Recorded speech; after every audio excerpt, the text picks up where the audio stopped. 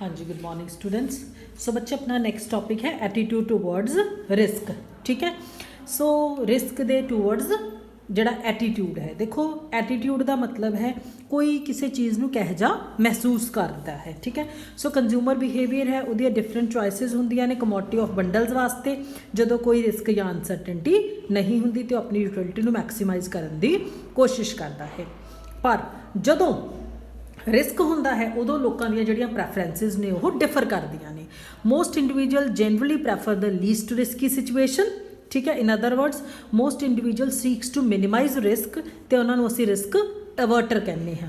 कुछ एक individual risk lovers होंगे ने, इसलिए असी उन्होंने रिस्क सीकर या रिस्क लवर्स कहने हैं।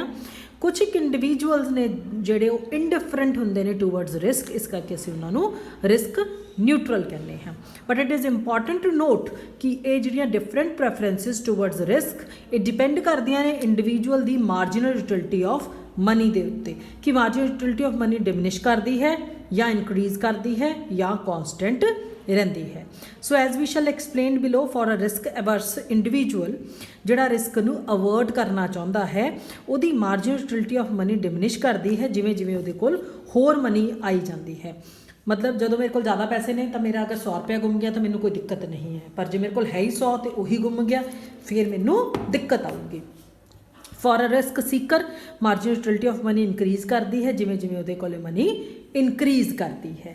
कुछ सीकर होंदे ने जिहड़े वो कहंदे ने कि हुण ये पैसा आ गया, मैं जे होर ये लै लवां रिस्क तो मेरी मार्जिनल यूटिलिटी ऑफ मनी होर वध जूगी, मतलब उन्होंने मनी की चाहत होंदी, इस करके वो रिस्क लैंदा है। रिस्क न्यूट्रल के case they which marginal utility of money constant होंदी है जिमें ही उहदे कोल होर मनी आउंदी है। सो आपां सारे केसिस बेटा डिफरेंटली एक्सप्लेन करांगे इत्थे, राइट। सो फस्ट है रिस्क एवर्टर। रिस्क एवर्टर कौन होंदा है? जिहड़ा रिस्क लेना नहीं चाहता, right. So to explain the preference towards risk we will consider a single composite commodity namely money income.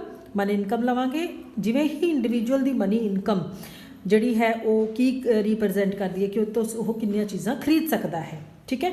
सो आप एज्यूम करके चलते हैं कि इंडिविजुअल नूं प्रोबेबिलिटी ऑफ मेकिंग और gaining money income in different situations पता है, बट आउटकम्स और payoffs are measured in terms of utility rather than in rupees. उत्थे असी उहदी आउटकम है या पे ऑफ है उन्होंने यूटिलिटी की टर्म के मेजर करांगे, ना कि रुपीज़ की फॉर्म के। मतलब असी देखांगे कि उहदी मार्जिन यूटिलिटी ऑफ मनी वधदी है या घटदी है। सो बच्चे इत्थे उन्हें जिहड़ी कर्व बनाई हुई है यूटिलिटी की कर्व की शो कर रही है कि जिहड़ी इंडिविजुअल और रिस्क एवर्टर है। ठीक है। हुण ये बनी किद्दां है, इहदा सारे ये पॉइंट्स ने जिहड़े ये किद्दां कॉन्सैप्चुलेट होए ने ये मैं तुहानूं हुण अगे दसदी हाँ, right. So it in this figure जिहड़ी स्लोप है टोटल यूटिलिटी फंक्शन OU दी वो डिक्रीज़ कर रही है। मतलब इदा इदा पहला बहुत तेज़ी नाल वधी सी, फिर हौली फिर वो डिक्रीज़ कर रही है जिवें जिवें मनी इनकम इनक्रीज़ कर रही है। सो कहंदा जे असीं देखीए कि जदों मनी इनकम इंडिविजुअल दी 10 तो 20,000 हुई ਉਹਦੀ टोटल यूटिलिटी है जी 10 ਤੇ 45 सी 20 ਦੇ ਉੱਤੇ ਜਾ ਕੇ ਉਹ ਕਿੰਨੀ ਹੋ ਗਈ 65 ਹੋ ਗਈ। ਇਹਦਾ मतलब 20 यूनिट्स ਦੇ ਨਾਲ ਉਹਦੀ ਜਿਹੜੀ यूटिलिटी है ਉਹ ਇਨਕਰੀਜ਼ ਹੋ ਗਈ ਹੈ ਜਦੋਂ ਉਹਦੀ ਮਨੀ ਇਨਕਮ ਇਨਕਰੀਜ਼ ਹੋਈ ਹੈ। ਹੁਣ ਜਦੋਂ ਉਹਦੀ 20 ਤੋਂ 30 ਹੋਈ ਹੈ ਮਨੀ ਇਨਕਮ 'ਚ ਤਾਂ ਇੱਥੇ ਵੀ 10 ਦਾ ਹੀ फर्क आया है, पर इत्थे उहदी यूटिलिटी 65 तो 75 दैट इज़ सिर्फ 10 यूनिट्स नाल इनक्रीज़ हुई है। तो असी ये की शो कर सकते हैं कि उहदी मनी जिहड़ी मार्जिनल यूटिलिटी ऑफ मनी है वो डिक्रीज़ करती है जदों उहदी मनी इनकम इनक्रीज़ करती है। सो ये उन्होंने लिया कहना सपोज सेकेंड पैराग्राफ है बेटा जिहड़ा मैं पढ़ रही हाँ, कहना सपोज इंडिविजुअल करंटली एक इहो जी जगह के उत्ते जस्ट मिनट सो कहते सपोज जोड़ा एक इंडिविजुअल है it is currently employed on a fixed monthly salary basis of 15,000 15,000 की सैलरी के उत्ते लग्या होया है। ये कोई अनसर्टनटी नहीं हैगी, कोई रिस्क नहीं है। मान लो हुण वो एक नवी जॉब एज अ सेल्समैन या कमीशन बेसिस ते काम करना चाहता है, इत्थे रिस्क है क्योंकि इनकम सर्टेन नहीं है। जे तो वो सक्सैसफुल हो जाऊगा तो वो 30,000 रुपये महीना हो जूगी, पर जे वो सक्सैसफुल नहीं होगा तो 10,000 के उत्ते हो जूगी। हुण इत्थे उहदी प्रोबेबिलिटी आपां मान के चलते हैं 50-50% है। ठीक है। हुण जे असीं उत्थे दी एक्सपैक्टेड वैल्यू कढ लीए तो कितनी आ जूगी एक्सपैक्टेड वैल्यू अपनी बेटा, देखो 30 ਨੂੰ 50 ਨਾਲ मल्टीप्लाई करना है, मतलब 50/100 1/2, तो इत्थे आ जूगी 15,000। ठीक है, देखो जो असी 30,000 ਨੂੰ ਜਿਹੜੀ ਉਹਦੀ ਪ੍ਰੋਬੇਬਿਲਿਟੀ ਹੈ 1/2 ਨਾਲ ਮਲਟੀਪਲਾਈ ਕਰਾਂਗੇ 15,000 ਆ ਜੂਗੀ। ਫਿਰ ਜਦੋਂ ਅਸੀਂ 10,000 ਦੇ ਨਾਲ ਜਿੱਥੇ ਉਹਦਾ ਫੇਲਰ ਹੋਣਾ ਹੈ ਉਹਦੇ ਨਾਲ ਮਲਟੀਪਲਾਈ ਕਰੂੰਗੀ 5,000 ਆ ਜੂਗੀ। ਇਹਦਾ ਮਤਲਬ ਉਹਨੂੰ 20,000 ਰੁਪਇਆ 15 + 5 20,000 ਰੁਪਇਆ ਮਿਲੂਗਾ। ठीक है, सो बट द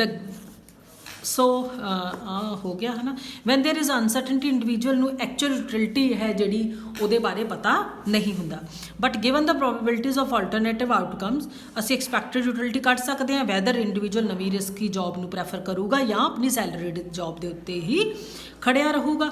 ਸੋ ਇੱਥੇ ਕਹਿੰਦੇ ਜਿਹੜੇ ਅਸੀਂ ਦੇਖੀਏ ਤਾਂ 15,000 ਦੇ ਉੱਤੇ इधरली डायग्राम ਦੇ ਵਿੱਚ ਜੇ ਅਸੀਂ ਦੇਖੀਏ ਤਾਂ 15,000 ਦੇ ਉੱਤੇ ਉਹਨੂੰ ਯੂਟਿਲਿਟੀ ਕਿੰਨੇ ਦੀ ਮਿਲ ਰਹੀ ਹੈ ਬੇਟਾ 55 ਦੀ ਮਿਲ ਰਹੀ ਹੈ। ਹੁਣ ਅਸੀਂ ਇੱਧਰੋਂ ਉਹਦੀ ਯੂਟਿਲਿਟੀ ਨੂੰ ਫਾਈਂਡ ਆਊਟ ਕਰਾਂਗੇ।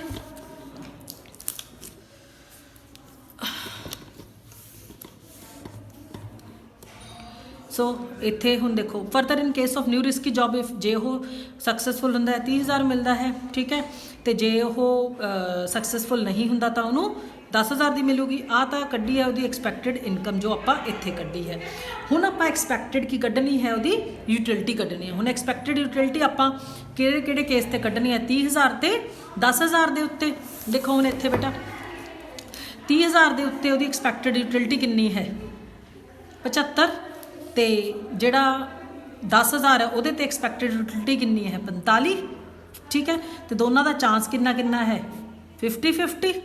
ਠੀਕ ਹੈ, 75 ਨੂੰ 0.5 ਨਾਲ ਮਲਟੀਪਲਾਈ ਕਰਾਂਗੇ ਬੇਟਾ 37.5 ਤੇ 45 ਨਾਲ ਕਰਾਂਗੇ 22.5, ਟੋਟਲ ਆ ਗਈ ਜੀ 60।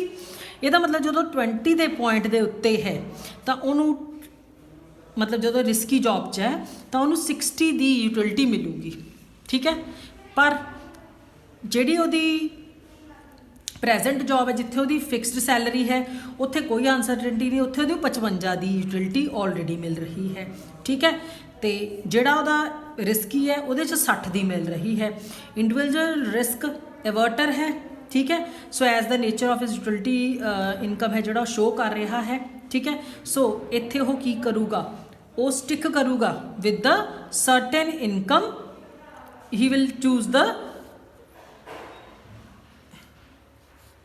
So thou the individual is a risk averter as revealed by the nature of his utility function of money of income, but ਜਿਹੜੀ expected utility है risky job ਦੀ ज़्यादा है with in comparison to the present job with a certain income, so ਉਹ ਕੀ ਕਰੂਗਾ risky job ਨੂੰ prefer ਕਰੂਗਾ। ਕਿਉਂ? ਕਿਉਂਕਿ ਇੱਥੇ 15,000 ਦੇ ਉੱਤੇ 55 ਮਿਲ ਰਿਹਾ ਹੈ, ਜਦੋਂ 20 ਮਿਲਣਾ ਹੈ ਉੱਥੇ ਉਹਨੂੰ 60 ਮਿਲ ਰਿਹਾ ਹੈ। ਠੀਕ ਹੈ, ਹੁਣ ਕਹਿੰਦਾ ਜੇ ਅਸੀਂ ਥੋੜਾ ਜਿਹਾ ਡਾਟਾ ਚੇਂਜ ਕਰ ਲਈਏ, मतलब इत्थे हुण असीं की कर लांगे पहला 30,000 ते 10,000 सी, हुण असीं की कर लांगे उहदी 30,000 ते 10,000 की जगह के उत्ते इत्थे उहने 15,000 कर लिया। हुण 15,000 का 1/2 करांगे 7500 होगा, 7500 ते 15,000 22,500। ठीक है, हुण 22,500 के लैवल के उत्ते असीं उसकी यूटिलिटी नूं फाइंड आउट करना है। ठीक है,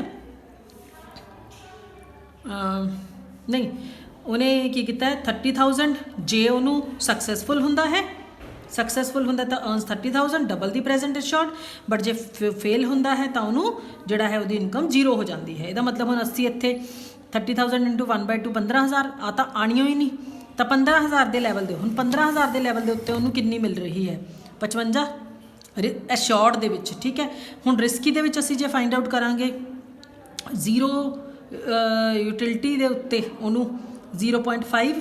ठीक है, जे वो 30,000 का लैवल लेंदा है तो वही कितनी है 75, तो 75 के उत्ते 0.5, इसका मतलब 37.5 रिस्की जॉब च मिलता है। ठीक है, जदों वह 30,000 मिलूगा जे वो सक्सैसफुल हुंदा है। ठीक है, जे वो लूज करूगा तो इनकम 0 ते चली जाती है। हुण इत्थे लैवल उहदा कितना आऊगा 15,000 का ही। हुण इस 15,000 ते उन्होंने 37.5% मिल रहा है। ठीक है, जे वो एश्योर्ड इनकम के उत्ते उत्थे 15 के उत्ते उन्होंने 55 मिल रहा, तो 55 ते 37.5 विचों किहनूं प्रैफर करूगा टू हिज सैलरीड जॉब, क्योंकि वो रिस्क एवर्टर है। क्लियर बेटा? सो रिस्क लवर ते रिस्क न्यूट्रल आपां नैक्सट वीडियो च करदे हां। टिल देन गुड बाय बेटा।